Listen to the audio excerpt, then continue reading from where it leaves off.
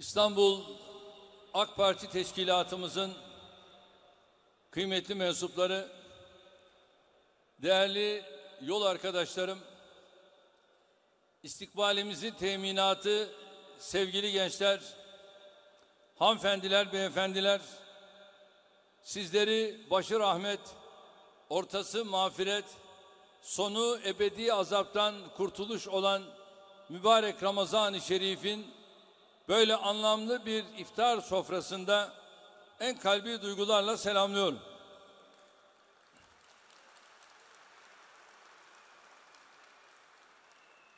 Bu güzel Ramazan akşamında sizlerle beraber olmaktan, sizlerle hasret gidermekten büyük bir memnuniyet duyduğumu özellikle ifade etmek isterim. Tabii bu vesileyle bir kez daha İstanbul Büyükşehir Belediye'mize, İstanbul'umuza böyle güzel bir eseri kazandırdığı için ayrıca teşekkür ediyorum. Tabii daha önceleri malum, farklı çadır altında her an yağmurla beraber olma gibi bir sıkıntıyla karşı karşıyayken, şimdi bundan uzak, çok daha rahat bir şekilde ve aynı anda 4000 kişinin iftar yapabildiği böyle bir merkezde, böyle bir salonda hakikaten İstanbul bir farklılığın ifadesini, bir farklılığı yaşamanın memnuniyeti içerisinde. Dolayısıyla tekrar başkanımıza, ekibine teşekkür ediyorum. Rabbimden sofralarımızı bereketlendirmesini, kalplerimizi birbirine daha da kenetlendirmesini niyaz ediyorum. Bizleri bu gönül, muhabbet ve kardeşlik sofrası etrafında bir araya getiren İstanbul İl Başkanlığımıza, organizasyonda emeği geçen herkese teşekkür ediyorum. Cenab-ı Mevla'dan nasıl bizi Ramazan'a ulaştırmışsa, aynı şekilde sevdiklerimizle, ailelerimizle, dostlarımızla birlikte sağlık, afiyet ve emniyet içerisinde bayrama da ulaştırmasını niyaz ediyorum. Yaklaşık 3 yıllık bir hasretin ardından AK Parti İstanbul İl Teşkilatı'ndaki siz dava arkadaşlarımla kendi amblemimiz altında beraber olmanın mutluluğunu tarif edebilmem mümkün değil.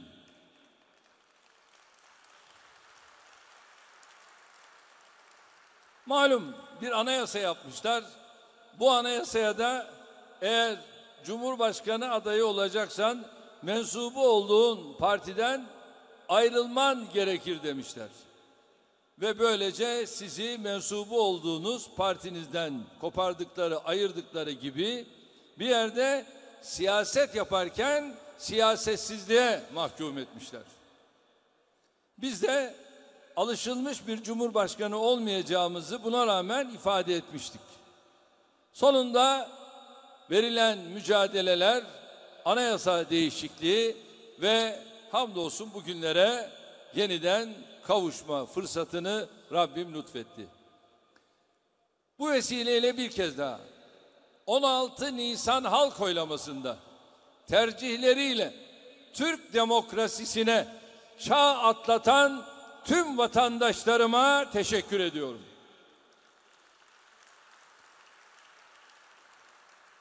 Siz bir yanlışı düzelttiniz. Siz doğru olmayan bir adımı doğrulttunuz.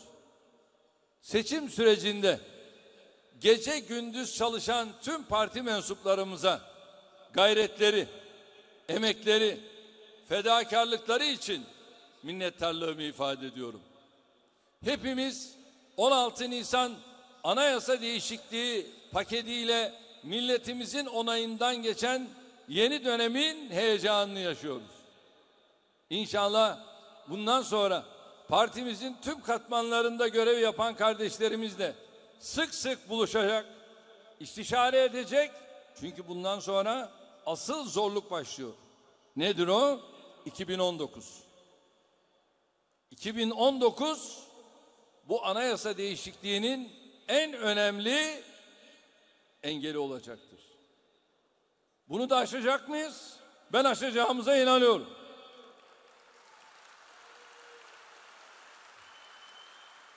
Biz bu kadroyla, ana kademesiyle, kadın kollarıyla, gençlik kollarıyla el ele vermek suretiyle Allah'ın izniyle tüm birimler atacağımız adımlarla bunu başarırız.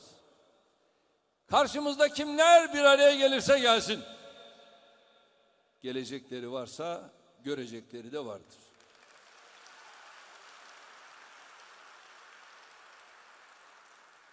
Ve bizler bugüne kadar hep kararlı yürüdük. Ama planlı yürüdük. Şimdi bundan sonra da hem kararlı hem planlı yürüyeceğiz. Ve bizler bu planlamalarımızı başarılı bir şekilde yapacak, belli bir sürede çalışan bir parti değil. Tam aksine sürekli çalışan, devamlılık arz eden çalışmalarla inşallah İstanbul'umuzu 16 Nisan'da olduğu gibi değil, biz onun çok çok fevkinde bir neticeyle buluşturmamız lazım. Çünkü bize 50'nin altında oranlar yakışmaz.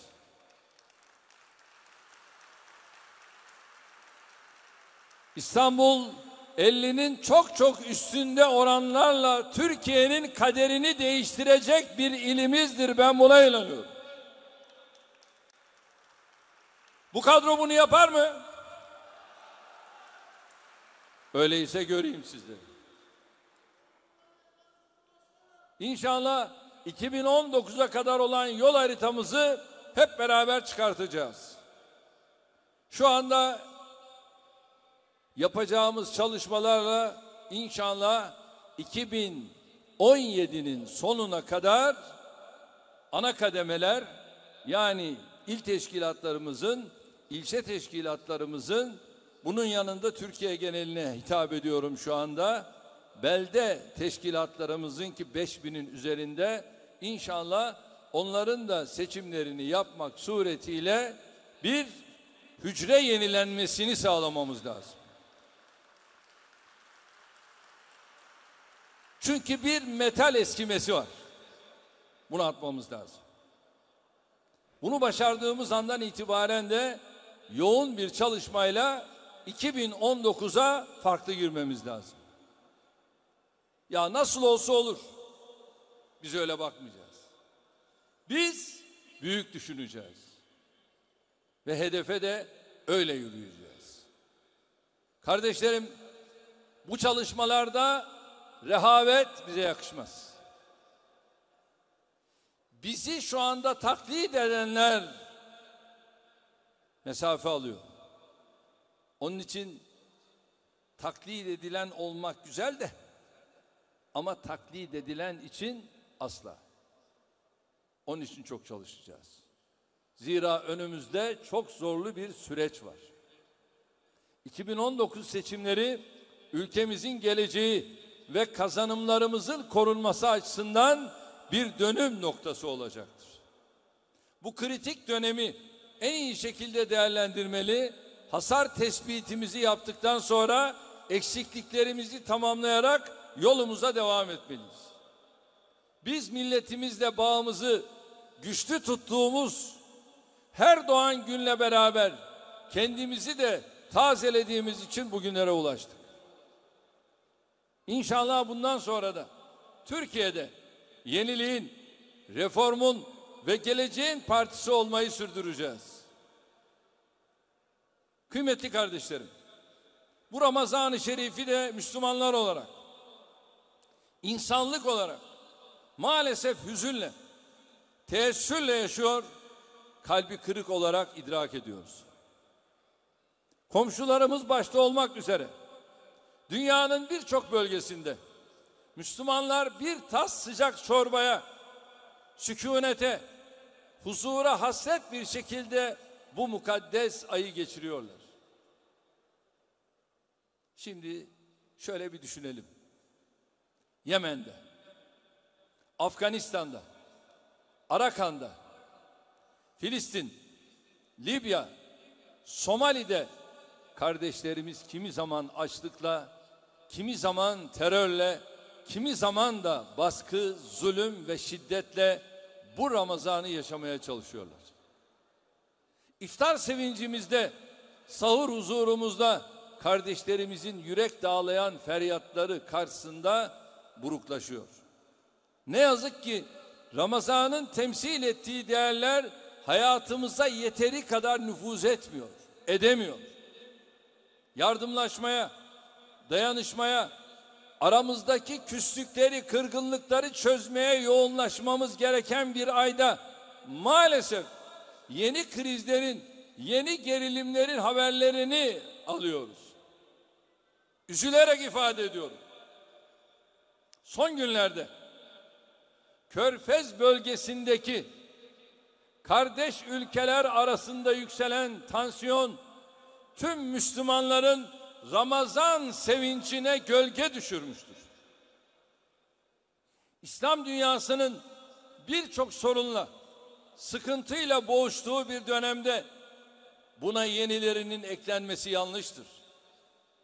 Bölgemizin geleceğine dair planların, kirli hesapların devreye alındığı bir süreçte enerjimizi kendi iç meselelerimizle tüketmek, kıt kaynaklarımızı boşa harcamak asla doğru değildir. Şu gerçeğin herkes tarafından bilinmesi gerekiyor. Buradan tüm Körfez'deki kardeşlerime sesleniyorum. Liderler ve Körfez halkı, sizlere sesleniyorum. Kardeş kavgasının kazananı olmaz.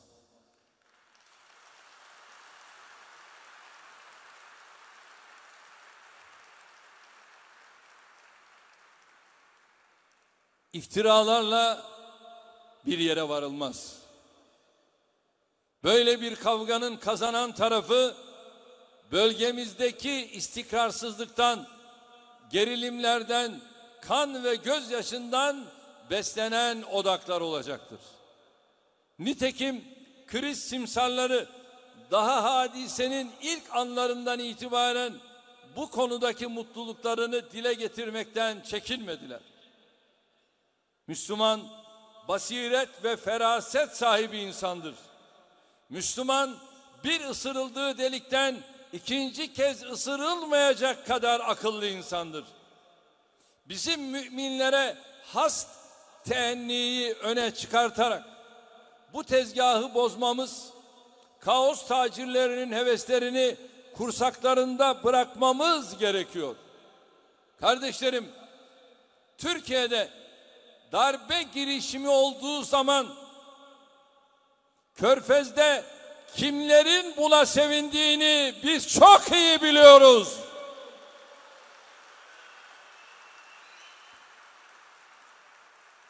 Birilerinin istihbarat örgütleri varsa bizim de istihbarat örgütümüz var. Kimlerin o geceyi nasıl geçirdiklerini çok iyi biliyoruz. Türkiye'de ne oldu?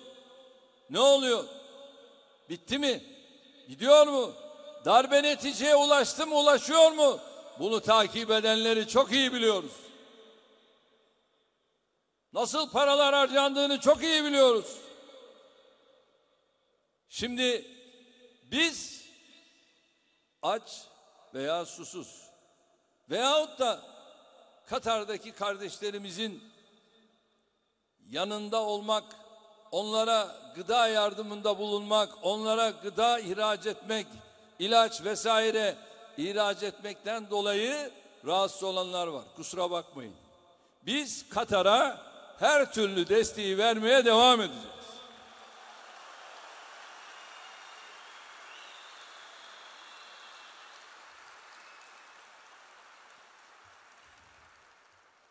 İki, savunma sanayi ile ilgili biz Katar'la anlaşmayı bugün yapmadık ki. Katar'la bizim bu anlaşmayı yapmamız 2-3 yıllık bir süreçtir.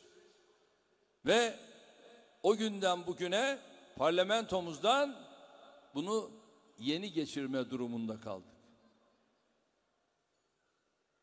Şimdi ben sesleniyorum Körfez'deki dostlarımıza. Amerika'nın Katar'daki üssü sizi niye rahatsız etmiyor? Orada başka ülkelerin üsleri de var. Onlar sizi niye rahatsız etmiyor? Kaldı ki rahatsız olduğunu söyleyenlere de benim teklifim oldu. Biz sizlerde de üs kurabiliriz dedim. Bana o zaman bir değerlendirelim dediler. Şimdi bundan rahatsız oluyorlar. Değerli kardeşlerim, parlamentoda büyük bir oy çoğunluğuyla bunun onanmasından dolayı onay verenlere özellikle milletim adına teşekkür ediyorum. Çünkü biz mazlumun yanında olmaya devam edeceğiz.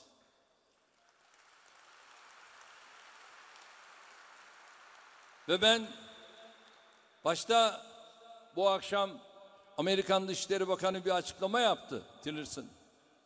Özellikle süreci hafifletmek gibi, bu ambargoyu düşürmek gibi böyle bir açıklaması oldu.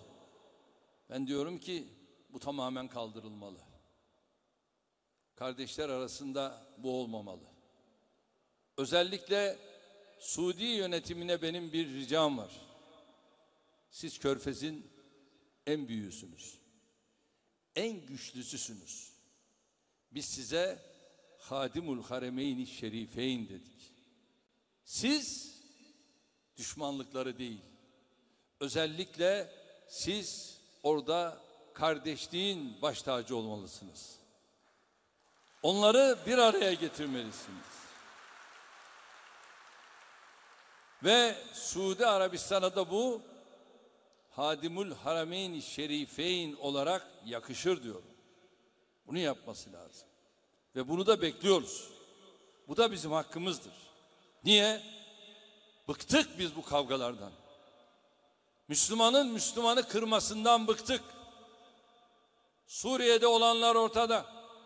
Irak'ta olanlar ortada. Bunların yayılması ne fayda getiriyor? Yemen'de olanlar ortada. Afganistan ortada. Arakan ortada. Myanmar ortada. Bunlar bize ne kazandırdı ki hala buradan da bir şeyler bekliyoruz? Süratle bunun giderilmesi lazım. Her gün yeni bir haber. Katar'da çeşitli hizmetlerle ilgili kurulmuş olan vakıfları terör örgütü olarak ilan ediyorlar. Olmaz böyle bir şey. Olmaz böyle bir şey. O vakıfları ben de tanıyorum. Ben de biliyorum. Ve Katar'ın bugüne kadar teröre destek verdiğine ben şahit olmadım.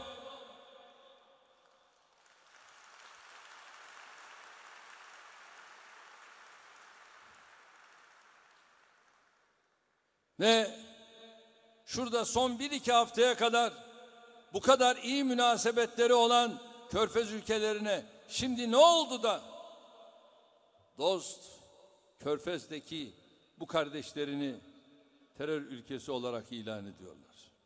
Anlamak mümkün değil. Kusura bakmasınlar. Biz Katarlı kardeşlerimizi yalnız bırakmayacağız.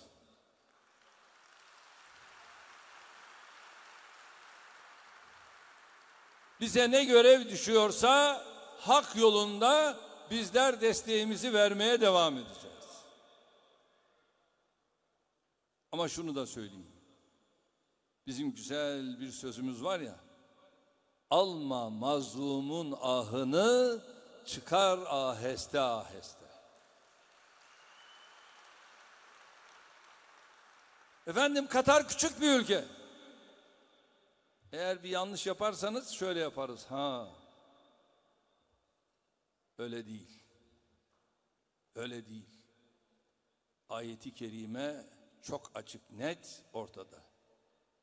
Estaizu billah, bismillah. kem min fiyetin galiletin galebet kethireten biiznillah. Ne diyor Rabbimiz? Biz nice az inanmış toplulukları inanmamış kalabalıkların üzerine galip kıldık biiznillah. Ortada bu var. Öyleyse biz buradan gücümüzü alarak bu yolumuza yürüyeceğiz. Yeni acıların yaşanmasına, bölge halkına yeni külfetlerin yüklenmesine müsaade etmemeliyiz. Türkiye olarak daima coğrafyamızda istikrarın, güvenliğin, barış ve huzurun korunmasından yana olduk. Hiçbir ayrım yapmadan kardeşlerimiz arasındaki pürüzleri gidermenin, onları müşterek menfaatlerde buluşturmanın mücadelesini verdik. Bugün de aynı gayeyle hareket ediyoruz. Çünkü biz özellikle şu ilahi emre ittiba etmiş insanlarız. O da nedir? Hucurat suresinde Rabbimiz ne buyuruyor? Müminler ancak kardeştirler.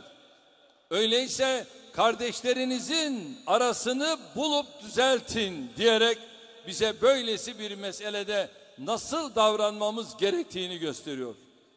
İşte bu anlayışla Katar krizini çözüme kavuşturmak için, kardeşlerimizi ortak bir paydada buluşturmak için yoğun bir diplomasi trafiği yürütüyoruz. 13'ün üzerinde devlet ve hükümet başkanı ile görüştüm. Dışişleri Bakanımız, ilgili bürokratlarımız ve yakın mesai arkadaşlarım da muhataplarıyla görüşmeler gerçekleştirdiler. İnşallah kısa sürede bu temasların meyvelerini toplayacağımıza inanıyorum. En fazla bizim canımızı yakan, en çok Müslümanlara zarar veren terör örgütlerini ortadan kaldırmanın yolu ihtilaf değil, ittifaktır. Peygamber Efendimizin buyurduğu gibi birlikte rahmet, ayrılıkta azap vardır. Bilhassa içinden geçtiğimiz şu mübarek günlerde bu tavsiyelere kulak vermemiz gerekiyor. Kardeşler, biz kardeş kavgası olmasın diye gecemizi gündüzümüze katarken, krizi çözmek için tüm imkanlarımızı seferber ederken, birilerinin de başka tellerden çaldığını görüyoruz. Kriz lobisine, krizi fırsata çevirmeye çalışanlar kervanına ana muhalefetin başındaki zat da katılmış. Ömründe Katar'a ayak basmamış, Orta Doğu'da hiçbir ülkeye adım atmamış, dünyayı batıdaki 3-4 ülkeden ibaret sanan bu zat, bölgedeki kriz hakkında kendince ahkam kesiyor. Kendi ülkesinden dahi bir haber bu şahsın 1,7 milyarlık İslam aleminin kaderini ilgilendiren böylesi hassas meselelerde birilerinin ağzıyla konuşması ülkemiz adına utanç vericidir.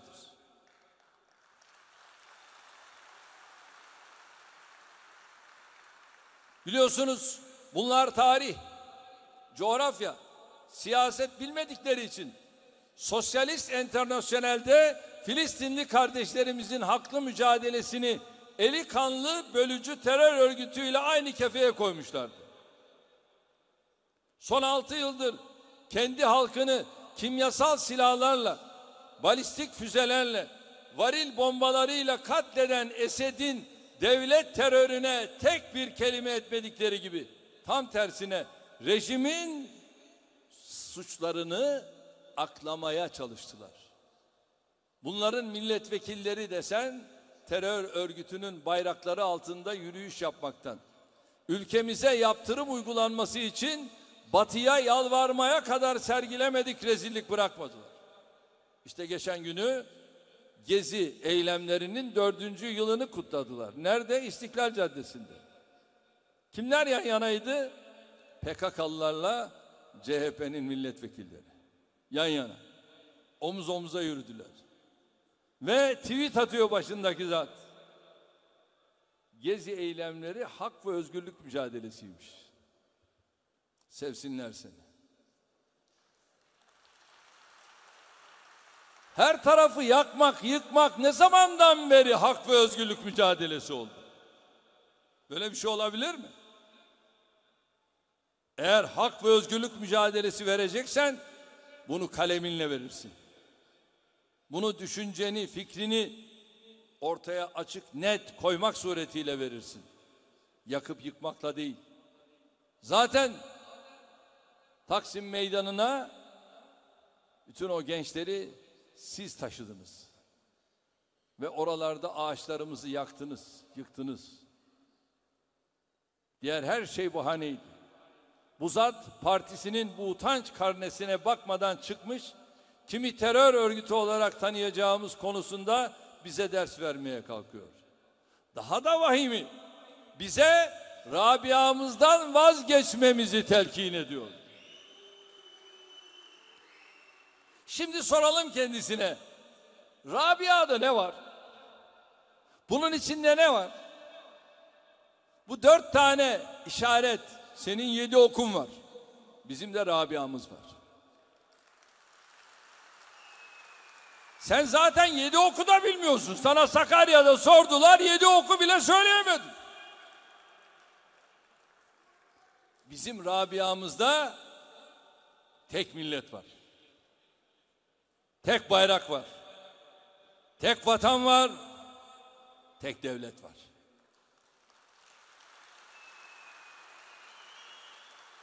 Kardeşlerim, 780.000 kilometre kare bu vatan toprakları. Ve burada biz şu anda elhamdülillah 80 milyonuz. Ve bayrağımız belli. Öbür tarafta da paçavralar var. Hiçbir zaman bu paçavralar bizim bayrağımızı temsil edemez. Ama bak öyle direndik ki şimdi onlar da artık bayrağımızı kullanmaya başladılar. Mecburlar ya, gelecekler bu yola. Gelmezlerse bu siyaseti yapamazlar. Ve 4, ne dedik? Devlet. Türkiye Cumhuriyeti Devleti'nden başka bir devlet bu topraklarda yok ve olamaz. Allah aşkına, bu ülkenin ana muhalefet partisinin genel başkanı bu 4 ilkenin hangisinden niye rahatsız oluyor? Öyle mi? İktidara gelme hedefiyle çalışması gereken bir ana muhalefet partisi niçin bu ilkelerden vazgeçilmeyi ister? Geldiğiniz koltuğu milletin rızasına değil de birilerinin himmetine, ihsanına, kumpasına borçluysanız elbette mensubiyetiniz de millete değil oraya olur. Pensilvanya'nın piyonu olmuş, karanlık güçlerin sözcülüğüne soyulmuş bir siyasetçiden ne bu ülkeye, ne bu devlete, ne de insanlığa bir hayır gelir. Hala 27 Mayıs'ın hayaliyle yaşayanlara, içlerindeki darbe hevesini söndürememiş olanlara Türk milleti geleceğini emanet etmez. Zaten bunu bildikleri için de milletin gönlünü kazanmak yerine küresel odaklara göz kırparak kendilerine bir gelecek inşa etmeye çalışıyorlar. Ama ne yaparsa yapsınlar, ne kadar çırpınsalar boş. Zira artık 16 Nisan'da hep birlikte Türkiye'de yeni bir dönem başlamıştır. Bu ülkede iktidara gelmenin yolu küresel güçlere kapı kılı olmaktan değil, millete hizmetkar olmaktan geçiyor. Hala bu değişimi görmemekte, yeni Türkiye gerçeğini kabul etmemekte ısrar edenler sandıkta tasfiye olmaktan kurtulamayacaklardır. Her fırsatta işaret çaktıkları, selam verdikleri meclis kürsüsünde sözcülüğüne soyundukları güçler de onları kurtaramayacaktır. Tarih boyunca darbecilere selam durmuş bir siyasi gelenekten elbette insanların demokrasi mücadelelerine destek olmasını beklemiyoruz. Bunlardan her şeye rağmen sadece insanlık bekliyoruz. Mazlumların yürek parçalayan dramlarına karşı biraz empati bekliyoruz. Hepsinden önemlisi, bunlardan ekmeğini yediği bu millete karşı vefalı olmalarını istiyoruz. Bizler AK Partililer olarak ülkemiz ve milletimiz için mücadeleyi kararlı bir şekilde sürdüreceğiz. Dayanışma ve merhamet mevsimi olan bu Ramazan'da da iftar sofralarımıza mazlumlar için bir kaşık koymaya devam edeceğiz. Üstadın dediği gibi, Mehmet'im, sevinin başlar yüksekte, ölsek de sevinin eve dönsek de, sanma bu tekerlek kalır tümsekte, yarın elbet bizim, elbet bizimdir, gün doğmuş, gün batmış, ebed bizimdir. Türk teşkilatımıza sesleniyorum. Şurada Ramazan'ın yarısına ulaştık. Şu Ramazan iftarlarıyla, sahurlarıyla aman ha, asla boş geçirmeden ev ev, ana kademe, kadın kolları, gençlik kolları çalışacağız. Durmak yok. Durmak yok. Heyecanı kaybetmek de yok. Sözlerime son vermeden önce bugün karne sevinci yaşayan tüm öğrencilerimizi ve ailelerini tebrik ediyorum. Rabbimden tüm evlatlarımıza hayırlı, sağlıklı, huzurlu, başarılı bir gelecek diliyorum. Böyle güzel bir akşamda Batman'da PKK'lı teröristler tarafından gündüz şehit edilen öğretmenimiz Şenay Aybüke Yalçın'a Allah'tan rahmet, yakınlarına başsağlığı dileklerimi sunuyorum. Bu düşüncelerle bir kez daha siz kıymetli dostlarımla beraber olmaktan duyduğum bahtiyarlığı ifade etmek istiyorum. Rabbim ülkemizi, milletimizi her türlü şerden, her türlü zulüm ve karanlıktan muhafaza eylesin.